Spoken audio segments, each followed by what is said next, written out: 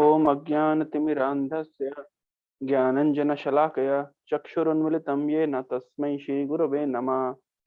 श्रीचैतन्यमनोभीष्टं स्थापितं येन भूतले स्वयं रूप कदा मह्यं ददाति स्वपदान्तिकम्।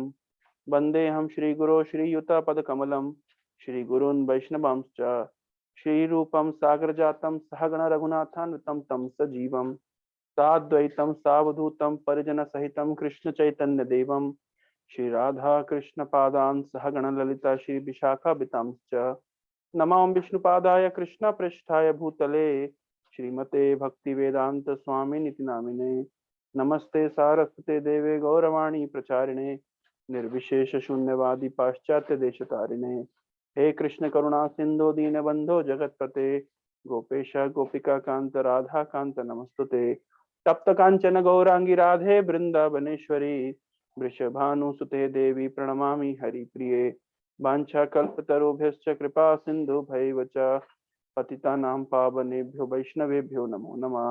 नमो महावदान्याय कृष्ण प्रेम प्रदायते कृष्णाय कृष्ण चैतन्य नाम्ने गौरतिशे नमः। नीलाचल निवासाय नित्याय परमात्मने बलभद्र सुभद्राभ्यां जगन्नाथाय ते नमः।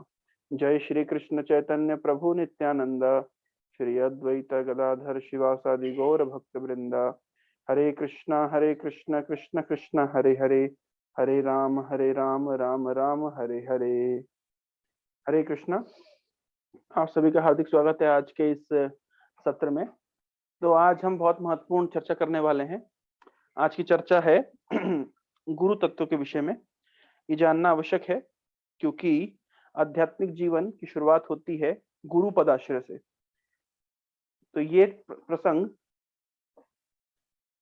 आज हम क्यों उठा रहे हैं? इस प्रसंग को उठाने का कारण है कि हम आज दूसरे अध्याय का 7वां नंबर श्लोक चर्चा कर रहे हैं। ये बहुत ही महत्वपूर्ण श्लोक है क्योंकि इस श्लोक में टर्निंग पॉइंट आता है अर्जुन के जीवन में। श्लोक इस प्रकार से है, कार्पण्य दोषोपहत स्वभावः पृच्छामि त्वां धर्म सम्मूढ़ चेतः यच्छ्रेयस्य निश्चितं ब्रूहि तन्मे शिष्यस्ते हम शाधि माम त्वां प्रपन्नम।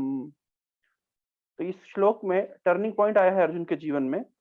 अर्जुन भगवान कृष्ण का मित्र है, लेकिन अर्जुन कह रहा है शिष्यस्ते हम शाधि माम त्वां प्रपन्नम, कि हे कृष्ण मैं आपका जब भी मित्र हूं, लेकिन अब मैं आपका शिष्यत्व स्वीकार कर रहा हूं। तो अर्जुन अभी मित्र से शिष्य बन गया है।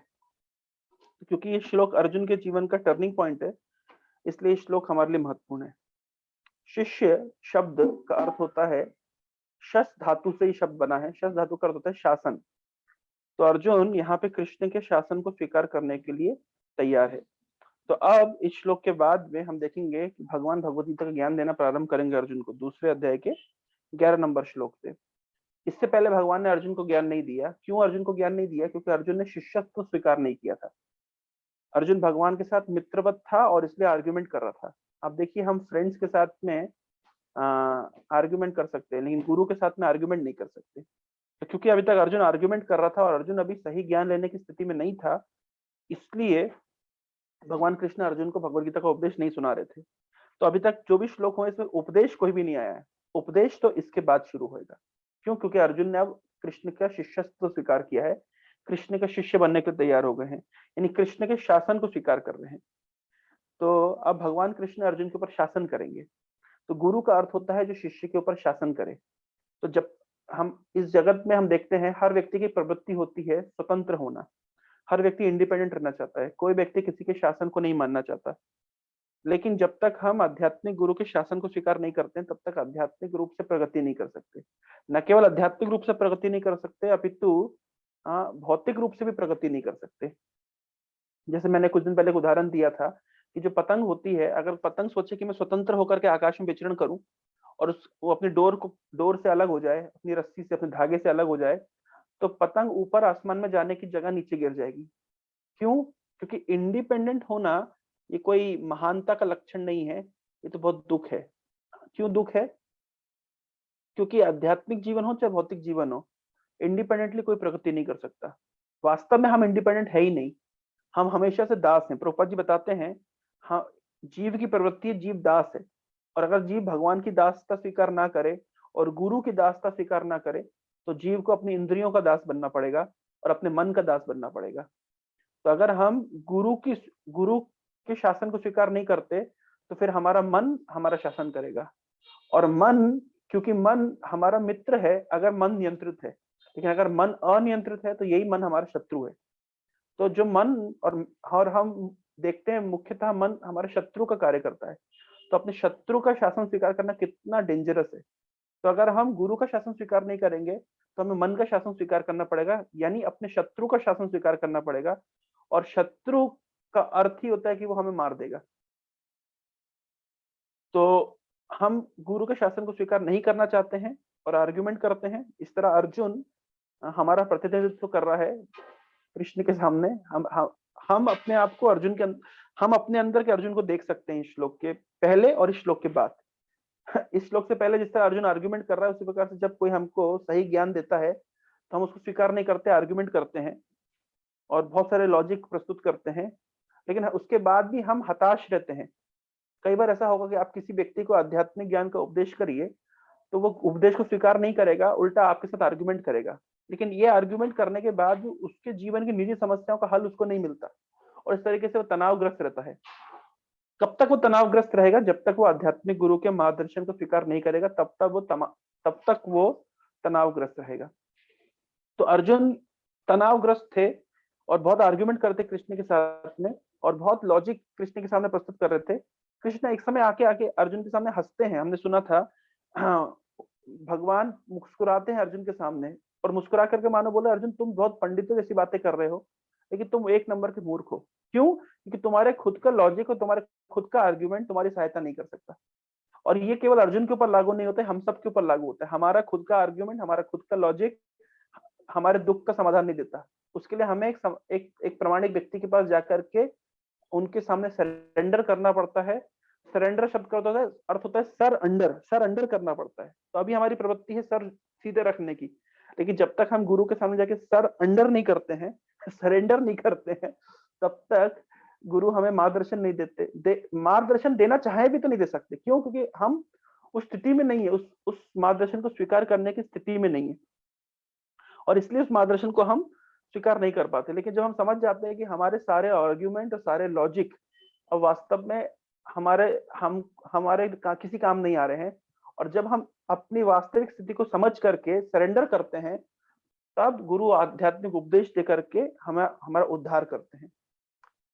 जैसे आप किसी डॉक्टर के पास जाइए और डॉक्टर आपको कोई सलाह दे आपकी बीमारी की जांच करके, लेकिन आप डॉक्टर के साथ ही आर्ग्यूमेंट करेंगे तो बेचारा डॉक्टर क्या करेगा?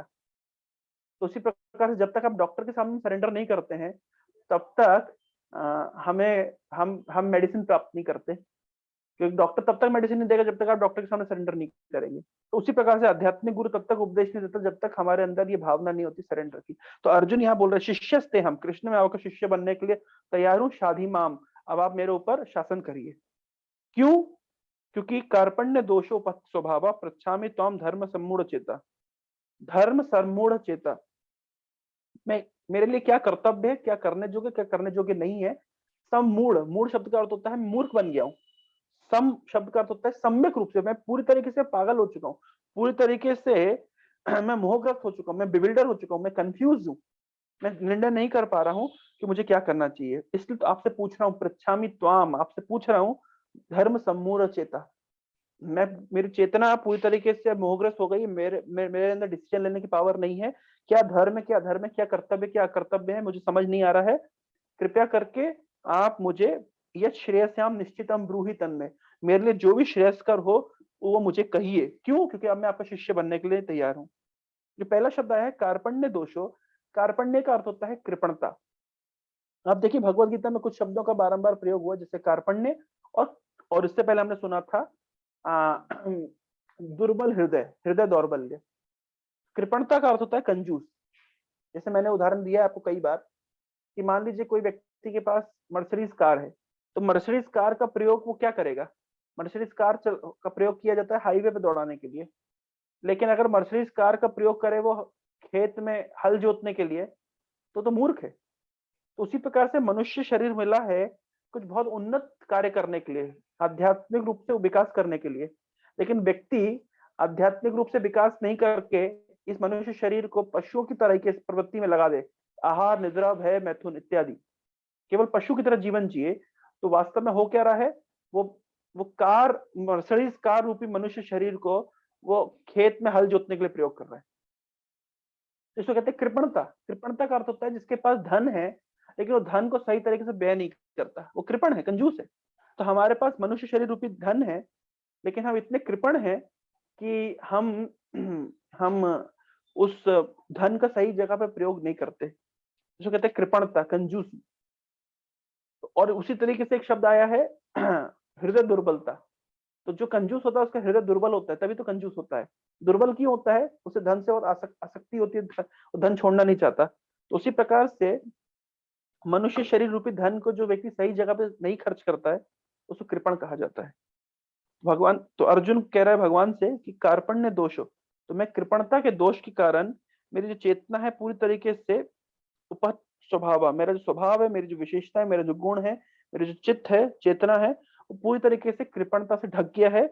और इसलिए मैं आपसे पूछ रहा हूँ कि क्या धर्म है, क्या धर्म है? क्यों? क्योंकि मेरी चेतना पूरी तरीके से मोहग्रस्त हो चुकी है। मैं बहुत कंफ्यूज हूँ, मैं डिसीजन नहीं ले पा रहा हूँ। मेरे लिए जो भी श्रेयस्कर हो, यह श्रेयस यहाँ निश्चितम ब्रूहि तन्मे, जो भी मेरे लिए श्रेयस्कर हो वो मुझे कहिए। क्यों? क्योंकि मैं अब आपका शिष्य बनने के लिए तैयार हूँ, आप मेरे ऊपर शासन करिए। अनुवाद श्रील प्रभुपाद जी के द्वारा। अब मैं अपनी कृपण दुर्बलता के कारण अपने कर्तव्यों को भूल गया हूँ और सारा धैर्य खो चुका हूँ। ऐसी अवस्था में मैं आपसे पूछ रहा हूँ कि जो मेरे लिए श्रेयस्कर हो उसे निश्चित रूप से बताएं। अब मैं आपका शिष्य हूँ और आपका शरणागत हूँ, कृपया मुझे उपदेश दें। तो काफी बड़ा तात्पर्य लिखा है प्रभुपाद जी ने, लेकिन मैं जस्ट एक पैराग्राफ पढ़ूंगा। प्रभुपाद जी लिखते हैं, यह प्राकृतिक नियम है कि भौतिक कार्यकलाप की प्रणाली ही हर एक के लिए चिंता का कारण है।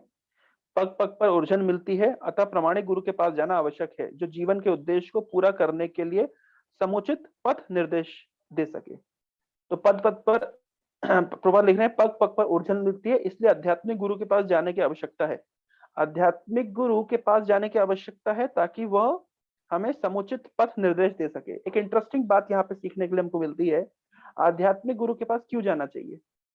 आध्यात्मिक गुरु के पास जाना चाहिए, प्रोपा जी लिख रहे हैं, पग पग पर उलझन मिलती है, अतः प्रमाणिक गुरु के पास जाना आवश्यक है जो जीवन के उद्देश्य को पूरा करने के लिए समुचित पथ निर्देश दे सके। प्रोपा जी चाहते तो लिख सकते थे कि आध्यात्मिक गुरु के पास जाना चाहिए ताकि वो पग पग पर आने वाली उलझनों से हमको बचा ले, छुटकारा दिला दे। प्रोपा जी ऐसा नहीं लिखे, इंटरेस्टिंग बात है। समझ आ रहा है आपको? प्रोपा जी यहाँ क्या लिख रहे हैं, हमें आध्यात्मिक गुरु के पास जाना चाहिए क्योंकि पग पग पर उलझन मिलती है, और गुरु के पास जाकर के हमें जिज्ञासा करनी चाहिए और उनसे जीवन के लक्ष्य को प्राप्त करने के लिए पथ निर्देश प्राप्त करना चाहिए, ना कि पग पग पर आने वाली उलझनों का सॉल्यूशन मांगना चाहिए। ये इंटरेस्टिंग बात लिख रहे प्रभुपाद जी। अगर पग पग पर उलझन मिलती है तो गुरु के पास जाकर के पग पग पर आने वाली उलझनों की काउंसलिंग लेनी चाहिए। लेकिन वो प्रॉपर नहीं लिख रहे। हाँ, वो लिख रहे हैं कि हमें उलझने आए, आती रहे, वो इतनी इंपॉर्टेंट नहीं है। गुरु के पास जाना चाहिए जीवन के उद्देश्य को जानने के लिए और उसको समझने के लिए, और उसको प्राप्त करने के पथ निर्देश को, उस उद्देश्य को प्राप्त करने के पथ निर्देश को समझने के लिए। तो यहाँ एक महत्वपूर्ण बात है कि अधिकतर लोग समझते हैं कि आध्यात्मिक गुरु के पास जाना चाहिए कि भाई हमारा पेट में दर्द है तो गुरु जी कुछ दवाई दे दें। प्रोपा जी लिखते हैं कि जो डॉक्टर को अफोर्ड नहीं कर सकते, सोचते डॉक्टर के पास जाएंगे ज्यादा खर्चा हो जाएगा, तो किसी साधु के पास जाकर के बोलते हैं कि मेरी फलानी बीमारी है और मुझे कोई भभूत दे दो और कोई नुस्खा बता दो जिससे मेरी बीमारी दूर हो जाए। तो इस तरीके से लोग साधु के पास जाते हैं, गुरु के पास जाते हैं इतनी छोटी छोटी समस्या लेकर के। ये समस्या जो डॉक्टर समाधान कर सकता है, जो समस्या इंजीनियर समाधान कर सकता है, जो समस्या पॉलिटिशियन समाधान कर सकता है, लेकिन आध्यात्मिक गुरु के पास जाना चाहिए जीवन के लक्ष्य को जानने के लिए और उसको कैसे प्राप्त करें उसको समझने के लिए। लेकिन लोग बहुत गलत फायदा उठाते हैं आध्यात्मिक गुरु का। इसलिए भारत में, मैं गया था कुछ समय पहले भुवनेश्वर में, एक मेला लगा था, उसका नाम था हिंदू स्पिरिचुअल मेला, फेयर लगा था, एक Hindu spiritual fair, Hindu spiritual मेला। तो हमको भी एक स्टॉल मिला था, वहां पे हमने प्रभुपाद जी के ग्रंथों का प्रदर्शन किया था। तो हम जब गए, 2 दिवसीय मेला था, तो हमने देखा कि उस मेले में अधिक से अधिक जो जो हिंदू स्पिरिचुअल के नाम पे क्या है, तो अधिक से अधिक या तो हमारी इस्कॉन की किताबें थी और एक आध बुक स्टोर था जहाँ पे गीता प्रेस की कुछ किताबें रखी हुई थी। और बाकी सारे स्टॉल पे आप जाइए, या तो कोई एस्ट्रोलॉजी वाला बैठा हुआ था जो आपको राशिफल आपको बताएगा, या कोई बताएगा कि कैसे आप किस शनि की साढ़े साती से आप मुक्त हो सकते हैं, ग्रहों की दशा से मुक्त हो सकते हैं, ग्रह दोष से, नाग सर दोष से, इससे उससे मुक्त हो सकते हैं। या तो कोई वो बैठा था, या तो कोई आयुर्वेद के नुस्खे बताने वाला बैठा था कि कोई कायम चूर्ण दे रहा था, कोई त्रिफला दे रहा था। हाँ, और अधिक से अधिक या कोई बैठा था तो कोई योगा के कुछ आसन सिखा रहा था। तो इस तरीके से, और अधिक से अधिक कोई अगरबत्ती बेच रहा था। तो हिंदू स्पिरिचुअल मेला में उनका कंटेंट इतना ही था। तो आप समझिए कि जो अधिक से अधिक तो ये आयुर्वेद और योगा और नुस्खे बताने वाले बैठे थे। तो इसका अर्थ क्या है, लोग समझते हैं कि गुरु के पास जाने की आवश्यकता क्या है, गुरु के पास जाने की आवश्यकता है कि भाई वो थोड़ा सा कोई योग सिखा दे, कोई नुस्खा बता दे, कोई बीमारी का इलाज हो जाए। तो ये बहुत सस्ती चीज के लिए आध्यात्मिक गुरु के पास जाना हो गया, परंतु ये वास्तविक कारण नहीं है गुरु के पास जाना। एक बार प्रभुपाद जी ट्रेन में सफर कर रहे थे, तो प्रभुपाद जी के साथ शिष्य भी थे उनके। तो उनके शिष्य थे एक ब्रह्मानंद स्वामी। तो कुछ भारतीय युवक जो उस ट्रेन में जा रहे थे, उन्होंने सुना था कि हरे कृष्ण आंदोलन के जो गुरु हैं वो इस ट्रेन में ट्रेवल कर रहे हैं। तो गए वो उस कंपार्टमेंट में और उन्होंने पूछा कि हमें स्वामी जी से मिलना है। तो पहले तो उनके सेक्रेटरी ने मना कर दिया कि नहीं नहीं, स्वामी जी व्यस्त हैं, अभी नहीं मिल सकते। लेकिन उसके बाद में थोड़ा सा उन्होंने जिद किया और ये बात प्रभुपाद जी ने अंदर से सुन ली कि कोई बच्चे मिलने के लिए आए हैं। तो प्रभुपाद जी ने कहा बुलाओ, बोला उनको बुलाओ। तो गए, वो 3 युवक थे और तीनों युवक जाकर के प्रभुपाद जी के सामने प्रणाम करते हैं। उस समय प्रभुपाद जी के बाजू में तमाल कृष्ण महाराज बैठे थे। तो जब प्रभुपाद जी को प्रणाम करते हैं, तो प्रणाम करके उठते हैं तो बोलते स्वामी जी हम पर कृपा करिए, कृपा करिए, हमें आशीर्वाद दीजिए। तो वो उनका विचार था कि स्वामी जी की अगर कृपा मिल जाएगी तो अच्छी नौकरी लग जाएगी, अच्छी शादी हो जाएगी, घर संसार अच्छा चलेगा, उनकी ये आशा थी। लेकिन उन्होंने बोला कि प्रभुपाद स्वामी जी हमें आशीर्वाद दीजिए, हम पर कृपा कीजिए। तो प्रभुपाद जी ने कहा सच में तुम्हें कृपा चाहिए? तो बोले हाँ सच में कृपा चाहिए। बोले जानते हो मेरी वास्तविक कृपा क्या है? बोले नहीं। तो प्रभुपाद जी के बाजू में तमाल कृष्ण महाराज बैठे थे, तो प्रभुपाद जी तमाल कृष्ण महाराज के कपड़े को ऐसे करके बोलते ये है मेरी वास्तविक कृपा, चाहिए तुमको? तो वो लोग भाग गए, नहीं नहीं स्वामी जी हमें ये कृपा नहीं चाहिए। तो एक बार एक औरत थी, तो वो लकड़ी इकट्ठा करने के लिए जंगल में गई। ये बहुत फेमस कहानी है। तो लकड़ी इकट्ठा करने के लिए गई, तो खूब उसने बड़ा लकड़ी का ढेर बना लिया। जब लकड़ी का ढेर बड़ा सा बन गया, तो वो उठाने का प्रयास करी, लेकिन उठा नहीं पा रही। तो उसने भगवान को पुकार लगाई, भगवान मेरी सहायता करिए। और भगवान तो दया निधान है, वो सामने आ गए। बोलो क्या मदद कर सकता हूँ? तो बोले ये लकड़ी का ढेर जो है मेरे ऊपर रखने के लिए मेरी मदद करिए। तो देखिए वो चाहती तो इतना बड़े बोझ से वो मुक्त हो सकती थी, लेकिन वो भगवान के पास जाकर के क्या बोली, ये बोझ मेरे सिर पे रख दीजिए। उसी प्रकार से व्यक्ति को जाना चाहिए आध्यात्मिक गुरु के पास इस संसार के सारे बोझों से मुक्त होने के लिए। लेकिन वो मुक्त होना नहीं चाहता है, वो उल्टा गुरु के पास जाकर के कहता है कि मुझे और मेरे बोझ बढ़ा दीजिए। तो ये वास्तविक कारण नहीं आध्यात्मिक गुरु के पास जाने का। आध्यात्मिक गुरु के पास जाना चाहिए, आध्यात्मिक मार्ग में किस प्रकार प्रगति की जाए, जीवन के लक्ष्य क्या है, इसको समझा जाए, इस उद्देश्य, इस जिज्ञासा को लेकर के गुरु के पास जाना चाहिए।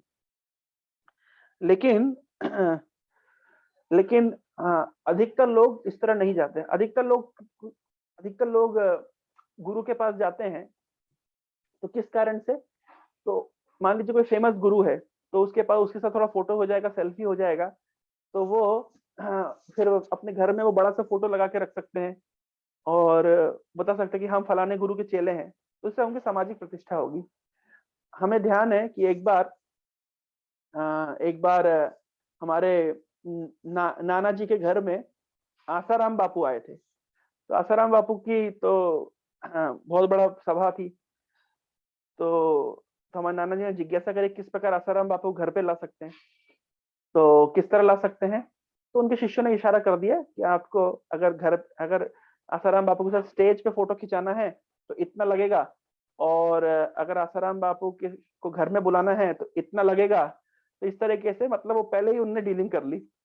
तो डीलिंग करने के बाद में जब डीलिंग तय हो गई, तो हमारे नाना जी भी ठहरे व्यापारी, उनको पता है भी अगर आसाराम बापू घर में आएंगे, थोड़ा दुकान उकान में फोटो लगा के रखेंगे तो उनके जितने फॉलोवर है हमारे कस्टमर बन जाएंगे। उन्होंने कहा ठीक है, कोई दिक्कत नहीं है। तो आए आसाराम बापू, 10 मिनट के लिए, 5 मिनट के लिए आसाराम बापू घर पे आए, उनके साथ बढ़िया फोटो वोटो खिंचा ली गई।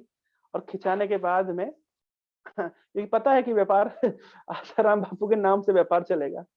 तो इस तरीके से जो कभी कभी क्या होता है कि आ, हम आध्यात्मिक गुरु, जो गुरु के हम मतलब गुरु को इस तरह हम क्या सोचते हैं, व्यापार का साधन बना देते हैं।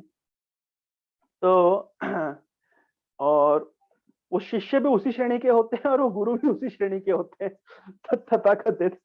तो ये वास्तविक कारण नहीं है आध्यात्मिक गुरु के पास जाने का। आध्यात्मिक गुरु के पास जाना चाहिए आध्यात्मिक जीवन में प्रगति करने के लिए। तो यहाँ लिखा हुआ है कि समग्र वैदिक ग्रंथ हमें यह उपदेश देते हैं कि जीवन की अनचाही उलझनों से मुक्त होने के लिए प्रामाणिक गुरु के पास जाना चाहिए।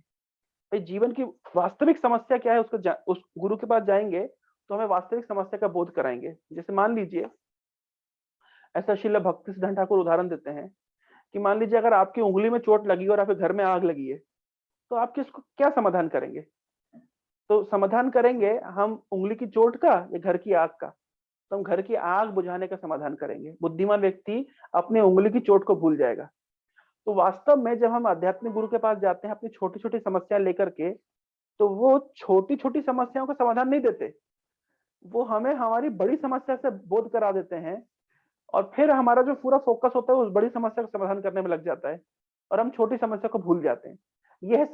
यह है सही गुरु और सही शिष्य का आदान प्रदान। मुझे ध्यान है, अभी 2 दिन पहले की घटना मैं आपको बताता हूँ कि एक स्टूडेंट हमारा काफी डिप्रेस था। तो जब डिप्रेस था तो वो आया हमारे पास। तो मैंने कहा चलो ठीक है प्रसाद लेता हूँ, बैठ के प्रसाद ले रहे थे और भी कुछ बच्चे बैठे हुए थे। तो हमारी बातचीत चल रही थी। बातचीत चलते चलते में तो हम बातचीत कर रहे थे कि हम एक जो प्रोजेक्ट कर रहे हैं, अभी लाइब्रेरी बना रहे हैं, तो हमें उसके लिए 10 से 12 लाख रुपए की जरूरत है। तो मैं इधर फोन लगा रहा हूँ, उधर फोन लगा रहा हूँ, इधर से रिजेक्ट हो रहा है, उधर से रिजेक्ट हो रहा है। सब कंपनियों में जाकर ट्राई किया, सबने रिजेक्ट कर दिया। और किसी से अपॉइंटमेंट मांगने के लिए प्रयास करा, अपॉइंटमेंट नहीं दे रहे। इस तरीके से काफी समस्या थी। तो वो मुझे थोड़ी देर मेरे कार्यकलाप को देख करके बोलता है, प्रभु जी मैं आपके साथ बैठ करके 10 मिनट मुझे अपनी समस्या छोटी लगने लग गई। मैं जिस समस्या के साथ आपके पास आया था वो समस्या मुझे छोटी लग रही है, मुझे लग रहा है कि आपकी समस्या ज्यादा बड़ी है। तो मैंने कहा हाँ, वास्तव में जीवन में समस्या होना अच्छी बात है, लेकिन हमें और जीवन में समस्याओं का समाधान भी करना है। लेकिन गुरु का कार्य ये होता है वो हमें अवगत कराए किस समस्या का समाधान करना है। छोटी छोटी समस्याओं का छोटे छोटे समाधान हो सकता है, वो महत्वपूर्ण नहीं है। हमारी वास्तविक समस्या ये है कि हम संसार चक्र में फंसे हुए हैं। जीवात्मा इस शरीर के बंधन में है, जीवात्मा इस भौतिक जगत में है, भगवान से इसका विच्छेद हो गया है, यह है वास्तविक समस्या। तो गुरु के पास जब हम जाते हैं तो गुरु का कार्य होता है वो हमें वास्तविक समस्या का बोध कराए और उस वास्तविक समस्या के क्या समाधान है उससे बोध कराए। ना कि ये छोटी मोटी जो उलझने आती है कि सिर में दर्द हो रहा है और पेट में दर्द हो रहा है, खांसी जुकाम हो गया तो कौन सा चूर्ण लेना है और कौन सा त्रिफला लेना है, ये सब के लिए हम गुरु के पास जाए। मतलब बहुत छोटी और सस्ती चीजें हो गई। गुरु के पास हमें शरीर की आवश्यकताओं को लेकर के जाने की आवश्यकता नहीं है। हमें गुरु के पास जाना है आध्यात्मिक आवश्यकताओं की पूर्ति के लिए। तो ये बहुत महत्वपूर्ण है और अधिकतर लोग इस बात को नहीं जानते हैं। अधिकतर लोग इस विषय से बिल्कुल अनभिज्ञ हैं क्योंकि उनका सानिध्य प्रामाणिक गुरु के साथ नहीं हुआ। हरि कथा हर एक व्यक्ति से हम नहीं सुन सकते। आपने टीवी खोला और जो भी व्यक्ति टीवी पे बोल रहा है तो हम उसको सुन लेते हैं। ये भारत के लोगों का एक स्वाभाविक कार्यकलाप इस प्रकार का है कि जो टीवी पे आता है उनको लगता है सब सही है, सब गुरु है। ऐसा बताया जाता है, अवैष्णव मुखोद्रतम पूतम हरि कथामृतम श्रवणम नैव कर्तव्यम सर्वोच्चिष्ट यथापया। कि जैसे बोला गया है कि जो वैष्णव नहीं है, जो भगवान का भक्त नहीं है, उससे हरि कथा नहीं सुननी चाहिए, उससे आध्यात्मिक मार्गदर्शन नहीं लेना चाहिए। क्यों? क्योंकि हरि कथा तो दूध के समान शक्तिशाली है, शक्ति देने वाली है, लेकिन उसमें सांप रूपी अवैष्णव ने मुंह मार दिया है, तो वो जो अब दूध है वो भी जहर बन गया है। तो किससे आध्यात्मिक ज्ञान लेना चाहिए और किससे नहीं लेना चाहिए, ये बहुत महत्वपूर्ण है। प्रभुपाद जी कहते हैं कि अगर हम वास्तव में सिंसियर होंगे तो भगवान के आयोजन से हम सिंसियर व्यक्ति के पास पहुंचा दिए जाएंगे आध्यात्मिक ज्ञान को प्राप्त करने के लिए। और अगर हम चीटिंग करना चाहेंगे तो हमारे अंदर अगर चीटिंग टेंडेंसी है तो हम भी किसी चीटर के पास जाकर के पहुंच जाएंगे। इसका अर्थ क्या है? जैसे मान लीजिए आप बहुत सारे तथाकथित शिष्य इस तरह के होते हैं, वो गुरुजी के पास जाकर के बताते हैं, गुरुजी मैं ऐसा कर लूं ना, गुरुजी मैं ऐसा कर लूं ना। इसका अर्थ है कि गुरुजी से तो खुद ही वो बता दे रहे, सेंशन कर दे रहे कि हम ये करना चाहते हैं, गुरुजी बेचारे क्या बोले। जैसे मान लीजिए इस्कॉन में आते हैं तो बेसिक प्रिंसिपल हम बताते हैं कि चाय नहीं पीनी है, कॉफी नहीं पीनी है, नशा नहीं करना है किसी प्रकार का। तो बहुत कम लोग इस्कॉन में जुड़ते हैं, क्योंकि इस्कॉन में नियम ज्यादा है। वो चाहते हैं कि हम ऐसे गुरु के पास जाएं जो बोले आप चिकन भी खाओ, मटन भी खाओ, चाय भी पियो, कॉफी भी पियो, आपके मन में जो आए वो करो, और बस हम आपके ऑफिशियल शिष्य हैं, हम समाज में आपका नाम यूज करेंगे, लेकिन हमें आध्यात्मिक कुछ प्रोसेस फॉलो करने के लिए मत बोलिए। तो इस तरीके का सस्ता चेला सस्ते गुरु के पास जाता है और दोनों ही नरक में जाते हैं। भागवतम में कहा गया अंधा जथा अंधेर उपनियमाना तेषापि तंत्रम उरुदामिनी बद्धा। बोला गया है कि इस प्रकार एक अंधा व्यक्ति दूसरे अंधे व्यक्ति के पास जाता है और दोनों फिर, एक अंधा व्यक्ति दूसरे अंधे व्यक्ति का अनुसरण करता है, दोनों गटर में गिरते हैं। तो चेला भी थर्ड क्लास कैटेगरी का और गुरु भी थर्ड क्लास कैटेगरी का। तो फिर क्या उनको आध्यात्मिक ज्ञान मिलेगा? आध्यात्मिक ज्ञान के लिए बहुत बहुत महत्वपूर्ण है हमारी सिंसेरिटी। पहले हम क्या गुरु के मार्गदर्शन को स्वीकार करने के तैयार? अर्जुन यहाँ बोल रहा है आप कृष्ण में स्वीकार करने के तैयार हो, आप जो बोलेंगे मैं करूंगा। क्यों? क्योंकि मुझे ज्ञान दीजिए, क्योंकि अब मैं समझ गया कि मेरा खुद का ज्ञान मेरे काम नहीं आ रहा है। तो सबसे पहले तो हम, जब हम आध्यात्मिक ज्ञान के लिए अग्रसर हैं, तो हमें सबसे पहले तो तैयार रहना चाहिए कि अब हम मार्गदर्शन लेने के लिए तैयार है। हमें गीली मिट्टी की तरह रहना चाहिए ताकि गुरु हमको मोल्ड कर सके। हमें उस जो हरा हरा, जो नया नया ताजा ताजा बैम्बू होता है, उस तरह होना चाहिए ताकि हमको मोल्ड किया जा सके। लेकिन अगर हम सूखी मिट्टी की तरह होंगे या सूखे बैम्बू की तरह होंगे और गुरुजी थोड़ा मोल्ड करने का प्रयास करेंगे, हम तो टूट जाएंगे, मोल्ड नहीं होंगे। तो जब हम किसी आध्यात्मिक गुरु के पास जाते हैं तो हमें तैयार रहना चाहिए कि अब हम आध्यात्मिक मार्गदर्शन प्राप्त करने के लिए रेडी हैं। इसके लिए भी बहुत महत्वपूर्ण साइंस है। जैसे मान लीजिए कि जैसे मान लीजिए कि एक तो गुरु के पास जाना चाहिए तो इस भाव मनोभाव लेकर कि अब मैं तैयार हूं ज्ञान प्राप्त करने के लिए, मैं तैयार हूं गुरु की सेवा करने के लिए, मैं तैयार हूं उनके मार्गदर्शन को स्वीकार करने के लिए और उसके अनुसार अपने जीवन को मोल्ड करने के लिए। अगर इतना हमारा कमिटमेंट नहीं है तो गुरु के पास जाना कोई फायदा नहीं है। अगर हम डॉक्टर के पास गए, डॉक्टर ने दवाई दी, लेकिन दवाई लेने के लिए हम तैयार नहीं है, तो हमने डॉक्टर का भी टाइम वेस्ट किया और अपना भी टाइम वेस्ट किया। तो इस तरीके से अगर हम इस्कॉन में आए हैं और हम प्रभुपाद जी के द्वारा दिखाए गए मार्गदर्शन को स्वीकार करने के लिए तत्पर नहीं है, और अगर हम उत्साही नहीं है और हम तैयार नहीं है, तो फिर अधिक फायदा नहीं मिलेगा। मैं ये नहीं कह रहा कि सारे मार्गदर्शन और सारे उपदेशों को एक ही दिन में पालन कर लिया जाए, ऐसा नहीं है, समय लग सकता है, लेकिन एटलीस्ट हमें तैयार होना पड़ेगा कि अब हम इस्कॉन से जुड़े हैं। अब हम कोई सस्ते संस्था में नहीं है कि जहां जो मना है वो कर सकते हैं। ये डिसिप्लिन्ड ऑर्गेनाइजेशन है, यहाँ पे एक सिस्टम है जिसको हमको फॉलो करना पड़ेगा, सीखना पड़ेगा और आगे बढ़ना पड़ेगा। लोग कहते हैं कि आपके आध्यात्मिक संस्थाओं में इतनी स्ट्रिक्टनेस क्यों है?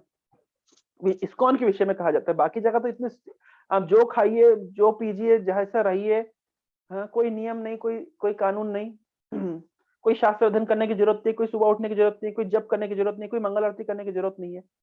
तो उनका कोई लक्ष्य भी नहीं है भगवान को प्राप्त करने का। तो फिर लोग बोलते हैं कि अरे भगवान को तो दिल से प्राप्त किया जाता है, भावनाओं से प्राप्त किया जाता है, ये इतने नियम कायदे क्यों?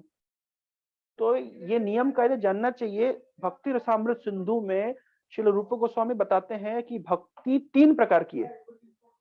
ये सब शास्त्र का निर्देश से हमको चलना पड़ेगा। भक्ति किस किस प्रकार की होती है? तो सबसे पहले भक्ति होती है साधना भक्ति, उसके बाद होती है भाव भक्ति और उसके बाद आती है प्रेम भक्ति। तो जिस व्यक्ति ने साधना नहीं करी है वो क्या भाव और प्रेम को प्राप्त करेगा? और साधना भक्ति के भी दो दो प्रकार होते हैं। एक को कहते हैं वैदिक भक्ति, दूसरे को कहते हैं रागानुगा भक्ति। वैदिक भक्ति का अर्थ होता है विधि विधान। विधि विधान का अर्थ होता है, जब विधि विधान का अर्थ रूप गोस्वामी लिखते हैं भक्ति रसामृत सिंधु में कि हमारे करने में हमारा रुचि नहीं है, उसके प्रति हमारी रति नहीं है, हमारा अटैचमेंट नहीं है, हमारा स्वाद नहीं है, राग नहीं है, लेकिन फिर भी शास्त्र के आदेश से और गुरु के आदेश से किया जाए, उसको वैदिक भक्ति कहते हैं। जब आप आध्यात्मिक मार्ग में आगे बढ़ना चाहते हैं और हमने आध्यात्मिक शिक्षा प्राप्त की है कि हमको हर रोज 16 माला का जप करना चाहिए, और चलिए 16 माला नहीं कर सकते, कम से कम 4 माला करना चाहिए, फिर धीरे धीरे 8 माला पे आना चाहिए, धीरे धीरे 12 माला पे आना चाहिए, फिर 16 माला पे आना चाहिए मिनिमम। तो हमको एक ना एक दिन हमारा मन करे ना करे, किसी ना किसी दिन शुरू करना पड़ेगा। इसको हमको बताया जाता है हमको एकादशी उपवास करना चाहिए, जब मन करे चाहे ना करे तो करना पड़ेगा। क्यों? क्योंकि हमको इस मार्ग में आगे बढ़ना है। और अगर हम गुरु के मार्गदर्शन को स्वीकार नहीं करेंगे तो हमें फिर मन के मार्गदर्शन को स्वीकार करके इस जन्म मृत्यु के चक्र में बंधे रहना पड़ेगा। और ये छोटी छोटी समस्याओं को ही हमको बस सुलझाते रहेंगे और इसका जीवन निकल जाएगा। कल मैं गया एक कार्यक्रम करने के लिए जटनी में, तो वहां पे कुछ वृद्ध माताजी लोग आई थी। तो मैंने कहा माताजी आपकी उम्र कितनी हो गई? बोले 63 साल, 63। तो मैंने कहा माला उठा लीजिए। मैंने कितनी माला करती? बोले एक माला करती। बोले टाइम ही नहीं मिलता। मैंने कहा माताजी 63 हो गया, समय कम बचा है ना, अब तो भजन बढ़ाइए आपका 16 माला जप करिए। तो माताजी कहते यार घर के काम ही इतने हैं कि 63 साल की उम्र में भी माताजी के काम खत्म नहीं हुए हैं कि अब उनको माला जप बढ़ाना चाहिए कि समय कम बचा है। नहीं समझ पा रही है। प्रभुपाद जी उदाहरण देते हैं कि एक बार मेला लगा था, तो मेले में जाने के लिए माताजी लोग सब तैयार हो रही थी। तैयार होते होते इतना समय लगा दिया तैयार होने में कि मेला छूट गया, मेला खत्म हो गया। जब तक पहुंचे मेला खत्म। तो मनुष्य जीवन में हमारी हालत वही है। मनुष्य जीवन में ही हम अपने अपने जीवन शैली को सुधारने में हम इतना व्यस्त हैं कि थोड़ा अच्छा से खाना हो जाए, पीना हो जाए, थोड़ा सा समाज हो जाए, रिश्तेदार हो जाए, जॉब हो जाए, और भी जितने भी कर्तव्य वो निर्वाह हो जाए। तो इसमें इस कर्तव्य निर्वाह में हम इतना व्यस्त हो गए हैं कि जो वहां जो मेला लगा है, जो मेन जो कार्य मिला था मनुष्य जीवन का, आध्यात्मिक साक्षात्कार, वो करना ही भूल गए। तो इस तरीके से, इसलिए देखिए प्रभुपाद जी कितना आपने अपने ग्रंथों में बताए हैं कि हमें किस तरीके से हमारे डेली एक्टिविटीज को रेगुलेट कर लेना चाहिए ताकि हमें भजन के लिए अधिक से अधिक समय मिले। तो आध्यात्मिक गुरु इस प्रकार से हमको भजन की ओर प्रेरित करता है, ना कि और जो भजन, जो कुछ गुरु बोलते हैं जो करना है मन में करो। भक्ति तो मन से होती है, प्रेम से होती है, हृदय में होती है। इतना दिखावा करना क्या जरूरत है? हाँ, अब अगर बताइए कोई माँ सोचे कि मैं अपने बच्चे को बस मन ही मन स्कूल भेज दूं, सुबह मन ही मन सुबह उठा दूं, मन ही मन उसको नहला दूं, मन ही मन उसके लिए टिफिन बना दूं, मन ही मन उसको यूनिफॉर्म पहना दूं, मन ही मन उसको बस में बैठा दूं, मन ही मन स्कूल पहुंच जाए, ऐसा होता है? नहीं, उनको प्रैक्टिकली करना पड़ता है। तो जिस प्रकार से एक माँ को अपने बच्चे की सेवा प्रैक्टिकली करनी पड़ती है, उसी प्रकार से गुरु सिखाते हैं भक्त को भगवान की सेवा प्रैक्टिकली करने के लिए। मन ही मन नहीं चलेगा। तो ये सब छोटी छोटी बात, ये आध्यात्मिक गुरु का कार्य सिखाना और शिष्य का काम है सीखना। लेकिन हम इतना प्री ऑक्यूपाइड हैं अपने तथाकथित जीवन शैली से कि हम आगे बढ़ना नहीं चाहते। आगे बढ़ना नहीं चाहते इसका अर्थ क्या हुआ? जैसे मान लीजिए एक बार एक व्यक्ति ने नाव पार करना था, नाव से नदी पार करनी थी। तो जब नदी पार करनी तो रात भर चप्पू चलाया, लेकिन सुबह देखा तो नाव वहीं की वहीं। क्यों? क्योंकि चप्पू तो चला रहा है लेकिन जो पीछे जो उसका जो लंगर है, एंकर, वो फंसा हुआ है।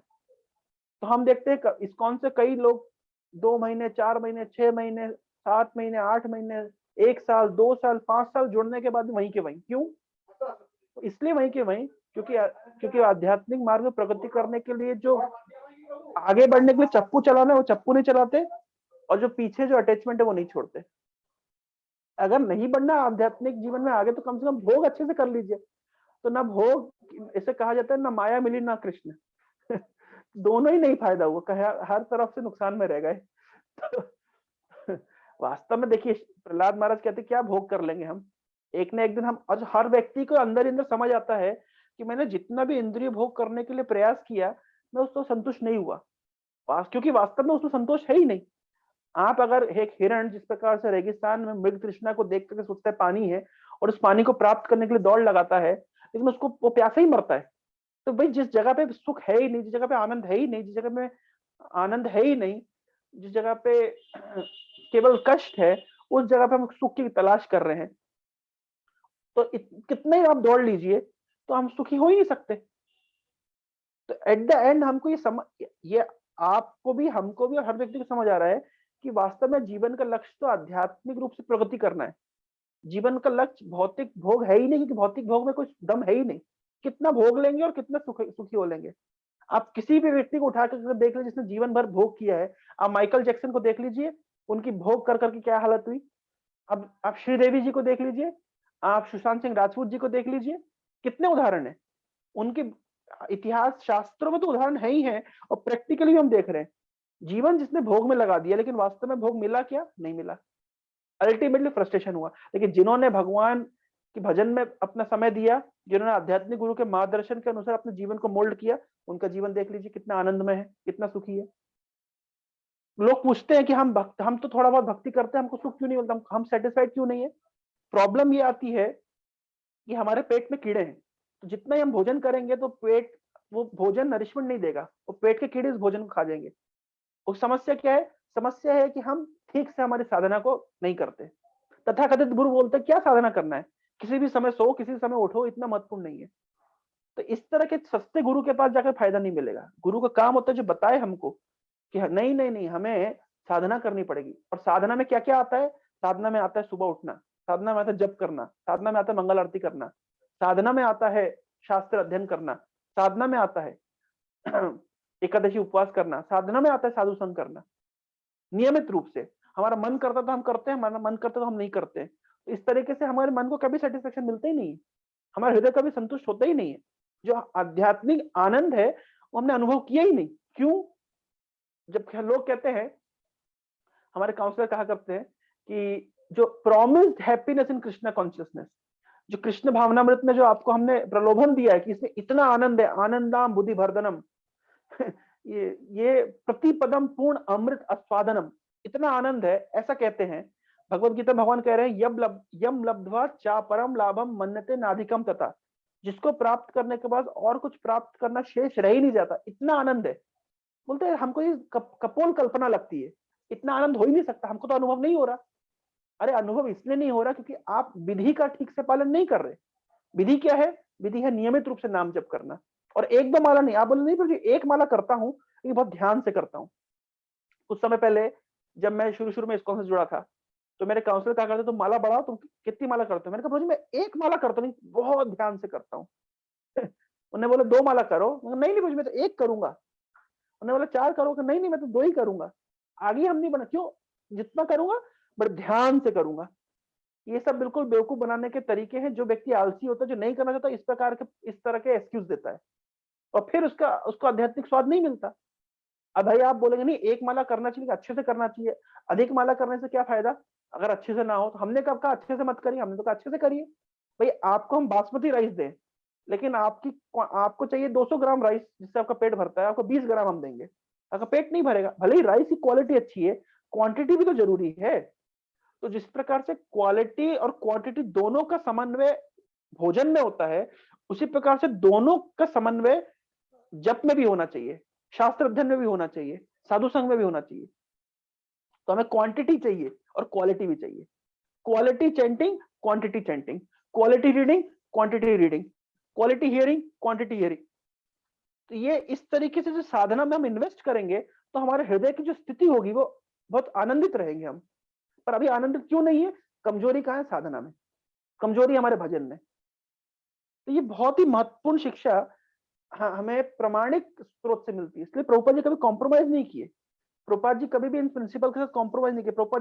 प्रभुपाद जी को कहा किसी ने कि स्वामी जी आपके जो 4 नियम है उसमें से आप एक नियम अवैध संग इसको हटा दीजिए, आपके लाखों लाखों शिष्य बन जाएंगे। तो प्रभुपाद ने कहा नहीं चाहिए मुझे ऐसे लाखों शिष्य, इस प्रकार के शिष्य मुझे नहीं चाहिए, मुझे एक शिष्य चाहिए। एक को चंद्र तमोहंती नचा तारा सहस्रशा। मुझे प्रभुपाद जी कहते हैं मुझे एक ही चांद चाहिए, हजारों सितारों से क्या लाभ।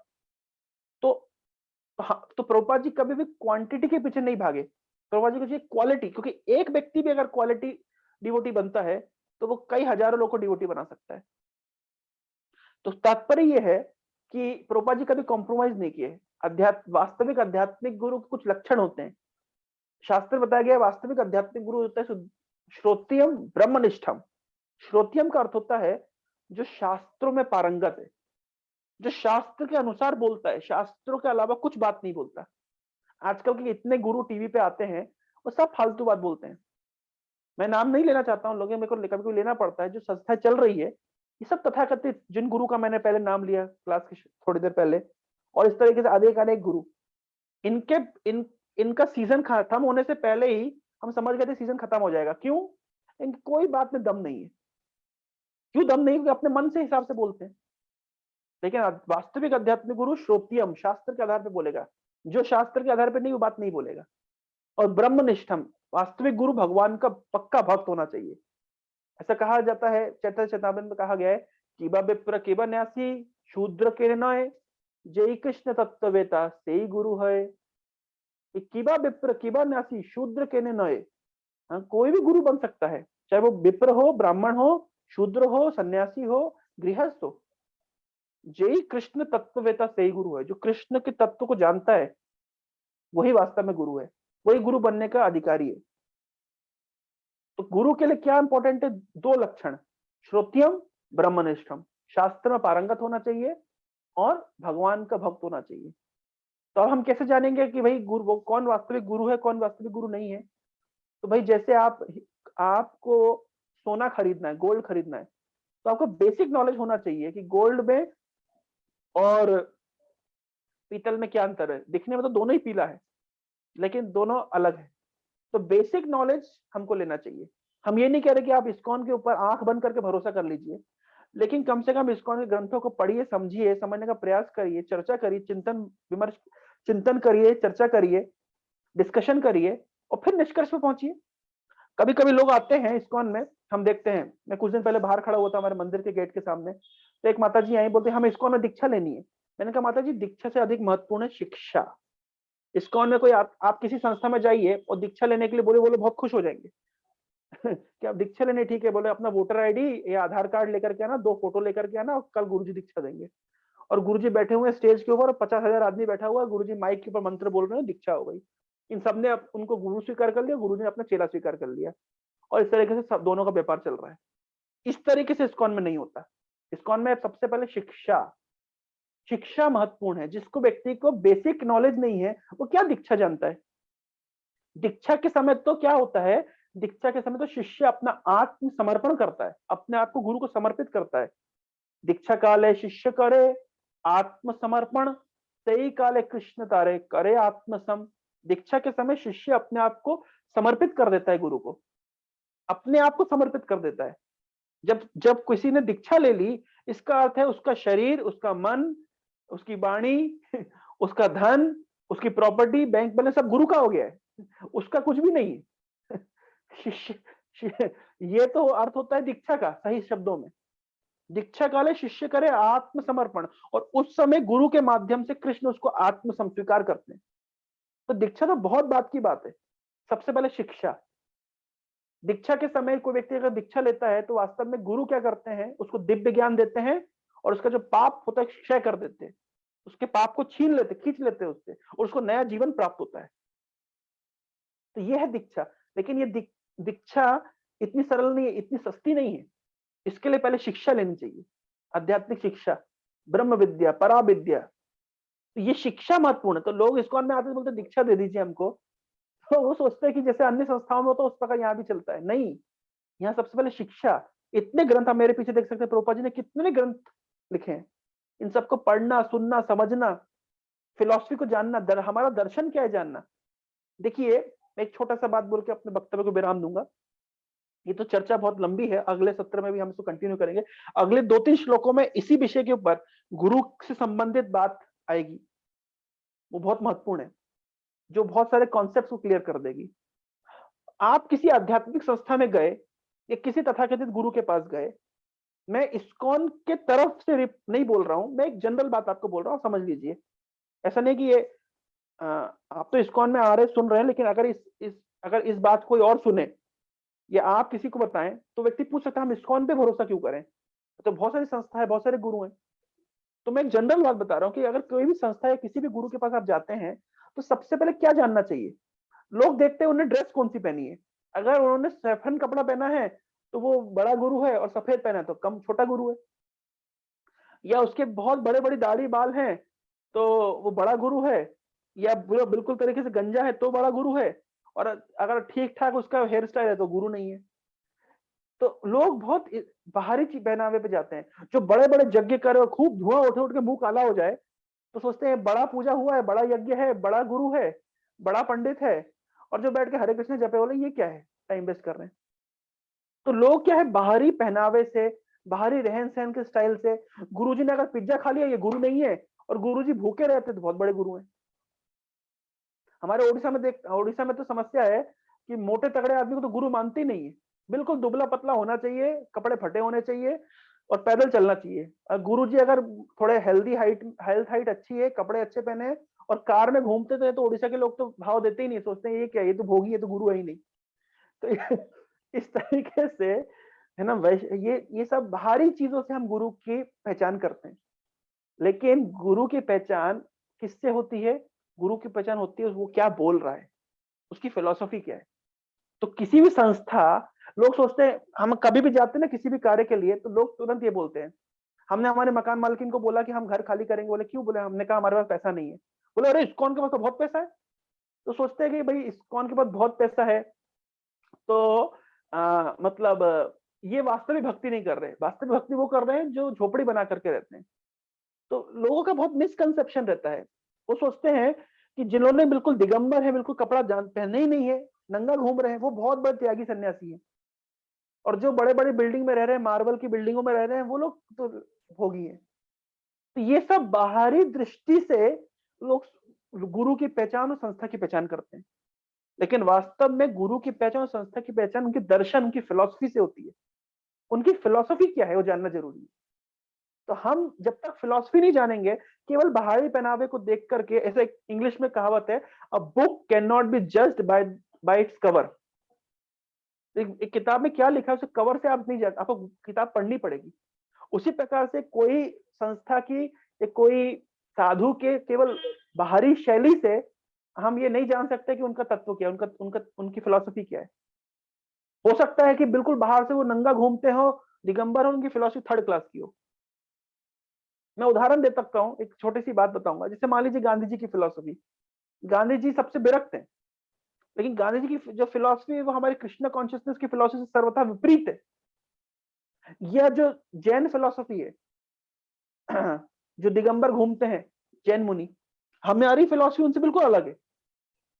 और उनकी फिलॉसफी को हम बिल्कुल नकार देते हैं, हम नहीं मानते हैं।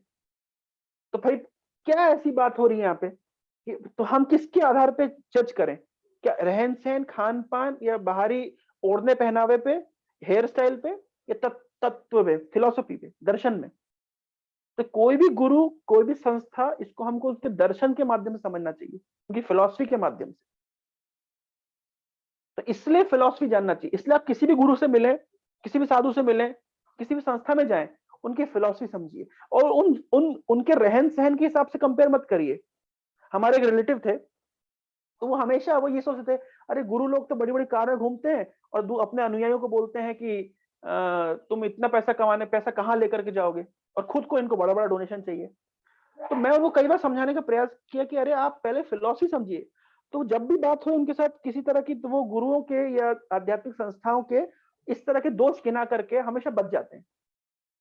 लेकिन वास्तविकता ये नहीं है कि हमको इस तरह जज करना चाहिए। इस तरह जज करने से हम केवल बहकावे में आएंगे, भ्रमित होंगे। सही जजमेंट होगा जब हम तत्व को, उनकी फिलॉसफी को, उनके दर्शन को समझेंगे। तो इसलिए ये आप लोगों के लिए, मेरे लिए, सबके लिए, हमारे गुरुजी कहते थे कि अभी हम इस्कॉन में आए हैं, हमें कुछ उन्नत वस्तु मिली है, अगर इससे उन्नत कुछ मिलेगा तो हम चले जाएंगे। मान लीजिए अभी हम जिस फिलॉसफी को समझ रहे हैं ये हमको अच्छी लग रही है, इससे बेटर फिलॉसफी मिलेगी तो हम चले जाएंगे। पर हम जाने सही कि बेटर फिलॉसफी है कि नहीं, तो हम क्या जानेंगे? तो इसलिए हमें रिसर्च करना चाहिए। केवल आंख बंद करके इस्कॉन की फिलॉसफी भरोसा मत करिए, मैं नहीं कह रहा। आप जाइए, अन्य संस्थाओं में जाइए, सुनिए, सब साधुओं से सुनिए, देखिए उनकी फिलॉसफी क्या, उनकी फिलॉसफी क्या है, और आकर के हमारे साथ चर्चा करिए कि उनकी फिलॉसफी तो ये है, वो ऐसा कहते हैं, आप ऐसा क्यों कहते हैं, उनकी फिलॉसफी ऐसी, आप ऐसा क्यों कहते हैं। फिर अपने रैशनल माइंड से सोचिए। कभी कभी लोग कहते हैं कि नहीं, हमें दूसरों की फिलॉसफी नहीं सुनना चाहिए, अपने बच्चों को नहीं भेजना चाहिए। कभी कभी हम जब प्रीचिंग करते हैं तो कुछ भक्त लोग कहते हैं कि नहीं, हमें हमारे स्टूडेंट्स को दूसरी फिलॉसफी एक्सप्लोर करने के लिए प्रेरित नहीं करना चाहिए, उससे उनका आध्यात्मिक रूप से नुकसान हो जाएगा। मैं कहता हूं नहीं, क्यों? अगर वो स्ट्रांग हो तभी बनेंगे जब वो सारी तरह की फिलॉसफी को एक्सपोजर होगा उनका, और वो जानेंगे, और वो ऑनेस्टली आपसे डिस्कस करें। बस ये इंपॉर्टेंट है। वो आए आपके पास और बोले, प्रभु जी मैंने उस फिलॉसफी सुना, मैंने वो पढ़ा, वो क्या है उनका तथ्य, उनका तत्व क्या है, जैनिज्म क्या है, बुद्धिज्म क्या है, क्रिश्चियनिटी में क्या लिखा है, इस्लाम में क्या लिखा है, सांख्य में क्या लिखा है, योग में क्या लिखा है, वैशेषिका में क्या लिखा है, उत्तर मीमांसा में क्या लिखा है, कर्म मीमांसा में क्या लिखा है। वो आए, भक्ति क्या है, वेदांत क्या है, चर्चा करें आपके साथ। और जब इस तरह का विभिन्न चर्चा करेंगे वो आपके साथ में, तब उनको सही तथ्य मिलेगा, उनकी भक्ति बढ़ेगी, उनका कन्विक्शन बढ़ेगा। ये बात चैतन्य चेतामृत में लिखा है, सिद्धांत बलिया चित्ते ना करो आलस, यह हिते कृष्ण लागे सुदृढ़ मानस। सिद्धांत जानने में आलस नहीं करना चाहिए। हमें बहुत इन सिद्धांतों को पुष्ट करना चाहिए, क्योंकि इसी से हमारी भक्ति स्ट्रांग होती है। तो इसलिए मेरा आप सभी से अनुरोध है कि आंख बंद करके भरोसा मत करिए, एक्सप्लोर करिए, और जब आप कन्विंस हो जाएंगे Krishna consciousness is the best way, तब उसमें फिर 100% एफर्ट के साथ आगे बढ़िए। वो आगे कैसे बढ़ना है, वो आपको आध्यात्मिक गुरु शिक्षा देंगे। और पहले शिक्षा लीजिए, और केवल शिक्षा में नहीं अटक जाइए। शिक्षा लेने के बाद में प्रामाणिक रूप से दीक्षा लीजिए, और उसके बाद में अपनी दीक्षा के नियम को पालन करते हुए भक्ति जीवन में आगे बढ़िए और जीवन के लक्ष्य को प्राप्त करिए। इस प्रकार से हमें हमारे जीवन को सुव्यवस्थित करना है। तो यही हमारा कर्तव्य है और यही हमारा लक्ष्य है। हरे कृष्णा। बहुत बहुत धन्यवाद आप लोगों के समय के लिए। किसी के मन में कोई जिज्ञासा, कोई कमेंट, कोई रिफ्लेक्शन शेयर करना चाहते हैं तो आप बोल सकते हैं। आशीष प्रभु बताइए, अनम्यूट कर लीजिए। हाँ, हरे कृष्णा प्रभु। हरे कृष्णा। हाँ प्रभु जी, आपने जो बोला कि 5 साल से इस्कॉन से जुड़े हैं लेकिन इस्कॉन को समझ नहीं पा रहे हैं, उसकी फिलॉसफी नहीं समझ पा रहे हैं, तो ये कॉन्सेप्ट आज मुझे स्पष्ट हो गया कि मैं भी 5 साल से जुड़ा हूँ। ना माला का ठीक है, 4 रेगुलेटिव प्रिंसिपल तो मैं पालन किया हूँ बहुत हद तक, कह सकता हूँ 95% से ज्यादा भी, और 100% तक भी मूव कर रहा हूँ। लेकिन माला का जहां तक बात है, ये बात समझ में आ गई मुझे कि माला का क्या महत्व है, और शिक्षा दीक्षा, और ये आपने जो बोला साधना भक्ति, भाव भक्ति एंड प्रेम भक्ति, साधना भक्ति के 2 भाग बताए आप। तो मैंने आपसे बोला भी था कि पीपीटी के माध्यम या किसी और माध्यम से भी, या इसमें कुछ अगर कोई नोट्स, मैं आप जो बोलते हैं उसका नोट्स बनाता हूँ। जी तो मैं मैं कुछ आगे से लिखता कोशिश हूँ, करूंगा पूरा कि इस तरीके से मैं इसको रेगुलरली पीपीटी के माध्यम से चीजों को ये करूं, या वर्ड फाइल में कुछ होके ग्रुप में अगर शेयर किया जाए तो उसे दोबारा रिविजिट करने पर क्या होता है कि वो ज्यादा आत्मसात होता है और उसे इम्प्लीमेंट कर पाते हैं हम। जी। तो अगर यह संभव हो सके समय, क्योंकि ये टाइम कंज्यूमिंग प्रोसेस होता है और इसमें वक्त लगता है, नहीं तो मैं कितना बिल्कुल सही हो करूंगा पाए। इसको। आप इस सजेशन को आपने पहले भी दिया था, मैं कर नहीं पाया, लेकिन मैं जरूर इसको और इतनी अप्लाई करूंगा। स्पष्टता से बताने के लिए, इतने दिन से मैं जुड़ा हुआ हूँ, 5 सालों से भागवत गीता भी पढ़ रहा हूँ, कितना सारा सेशन अटेंड किया होगा, लेकिन जो आज जो बोध हुआ, जो समझ बढ़ी, जो इजाफा हुआ, ज्ञान में वृद्धि हुई, उसके लिए बहुत बहुत धन्यवाद। ऐसा लगा कि कृष्णा कॉन्शियसनेस में आज मैं कुछ प्रगति कर पाया आपकी बातों को सुन करके, और भगवान से आशा करता हूँ कि उनके नजदीक पहुंचूं, और एक सच्चे कृष्ण भक्त से भेंट हुई है, ये भी मेरा बहुत बड़ी ईश्वर की कृपा है। उनकी कृपा के बिना तुकाराम प्रभु से भेंट नहीं होती। प्रभुपाद जी से भेंट हुई आपकी? प्रभुपाद जी एक संस्था में आ गए, मतलब ऐसे कहा जाता है। अलग अलग भक्त अलग अलग एनालॉजी देते हैं। कोई कहते हैं इस्कॉन एक नाव के समान है, इसमें बैठ गए बस बैठे रहिए पार हो जाएंगे। हमारे गुरुजी कहते हैं इस्कॉन एक हेलीकॉप्टर के समान है, आपको उठा करके ले जाएगा भगवान के पास। इतनी स्पष्ट बोध हो जाए इंसान को तो इस भव सागर से पार चला जाए, सारी समस्या ही खत्म हो जाए। अब मैं ईश्वर से प्रार्थना करता हूँ कि किन्हीं कारणों से आपका ये गीता सेशन ना छूटे, ये लगातार जारी रहे, कोई भी बहानाबाजी ना हो। हर एक संडे को मैं 4 से 5 उपस्थित हो जाऊं। हरे कृष्णा। और कोई कुछ कहना चाहते हैं?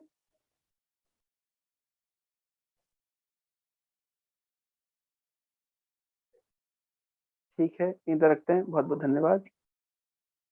भगवद गीता यथारूप की जय। जगत गुरु श्रील प्रभुपाद की जय। टैगोर प्रेमानंदे। हरि हरि।